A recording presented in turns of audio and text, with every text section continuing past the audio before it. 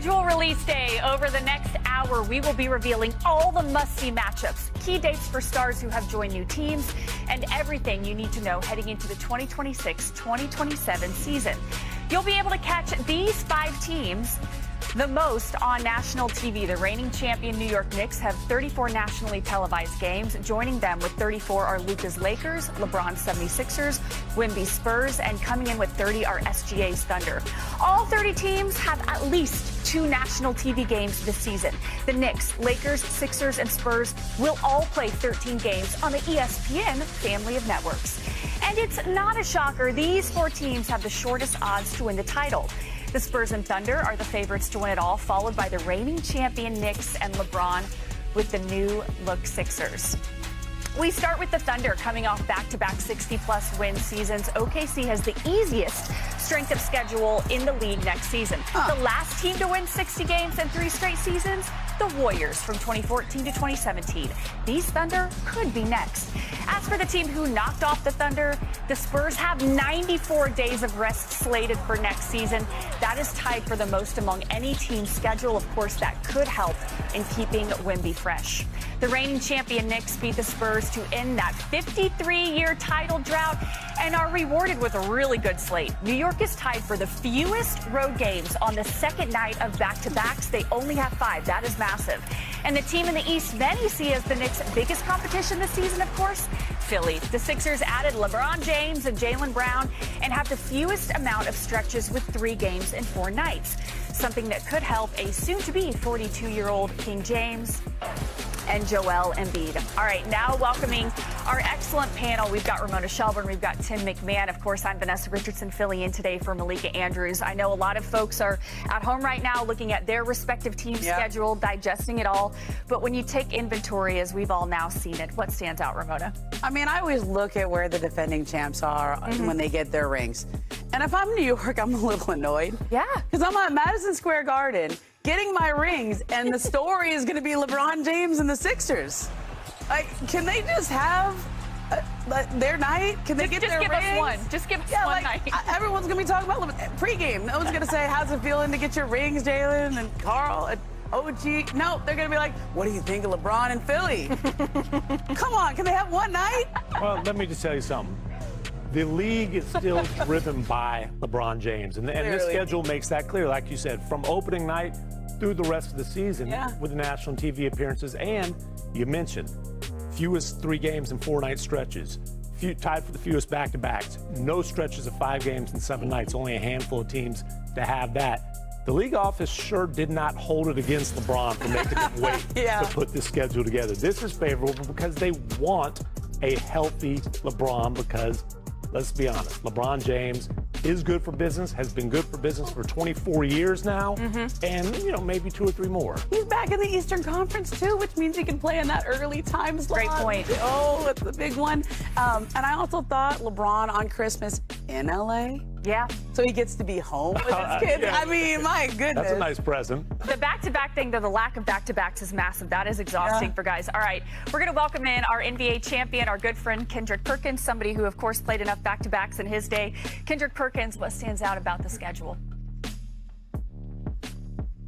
You know what? I'm going to say Spurs Thunder. The way that the Spurs handled the Thunder, beating them in the Western Conference Finals, Game 7, the biggest rivalry in basketball, the biggest individual rivalry in basketball, Wemby and Chet. Well, it seems like it's one-sided. Well, one guy then brought a gun to the gunfight, and the other one then brought a spoon. And Chet Holmgren got to bounce back from the way that he was embarrassed, no matter if he want to embrace it or not.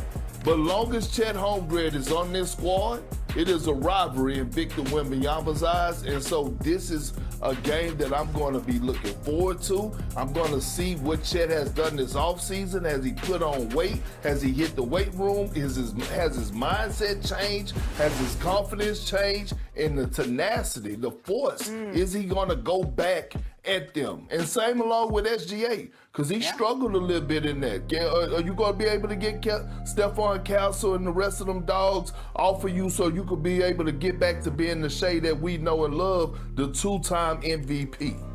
Great point. All right, now let's get to some new faces in some new places and when they will make their return to their former teams. Starting with the King. After 8 seasons in the purple and gold, LeBron will be back in L.A. You heard us mention it on Christmas Day, this time with Philly.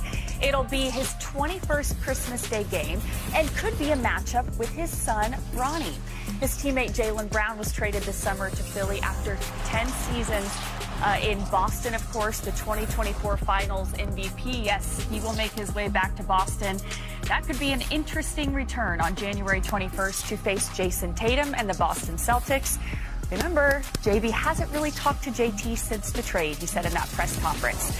Sticking in the East, 2-time MVP Giannis Antetokounmpo will return to where it all started in Milwaukee on January 28th. The 10-time All-Star 2021 Finals MVP spent 13 years as a Milwaukee Buck. It is kind of late before being traded this summer to Miami in dramatic fashion.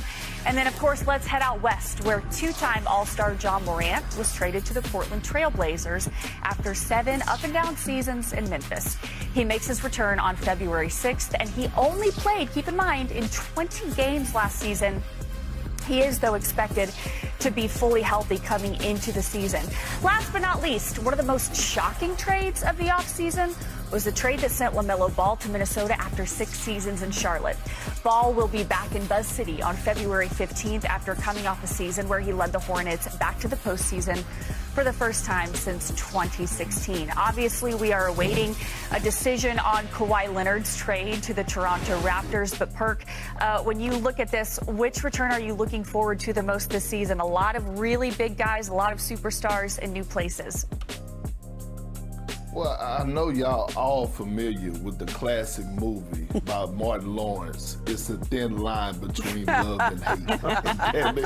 That's the first thing that comes to mind when I think about Jaylen Brown and the Boston Celtics, because we know he loved the community. But you can't sit up here and tell me that it's not hate when it comes to this organization and the way things ended. And thinking about him going back to Boston, facing Jason Tatum, him and Jason Tatum not communicating, him and Jason Tatum somewhat the same size, playing the same position. I'm here to tell you, Jaylen Brown ain't ducking no smoke. And 9 times out of 10, he's going to be guarding Jason Tatum. Do y'all remember when when Kevin Durant went back to OKC? Do you remember the noise talking between Russell Westbrook and Kevin Durant? That's what I'm expecting on the floor between Jason Tatum and Jaylen Brown. Those 2 guys are going to want to tear each other heads off, and rightfully so. Look, they've all been very respectful of each other. I think Jason Tatum put out a nice Instagram post, and Jaylen Brown was very respectful. Professional. Yep. Okay? But, you know, my mom once told me the opposite of love is not hate, it's indifference. Okay? And I think that's kind of what we've been seeing between these two. Everybody's being nice. Everybody's being nice right now. On the court, I think you're right, Perk. That's not going to be nice. Yeah, I don't think there'll be the blatant animosity that you saw from Russ. Because, look, Jason Tatum put out some fluffy Instagram post. He didn't post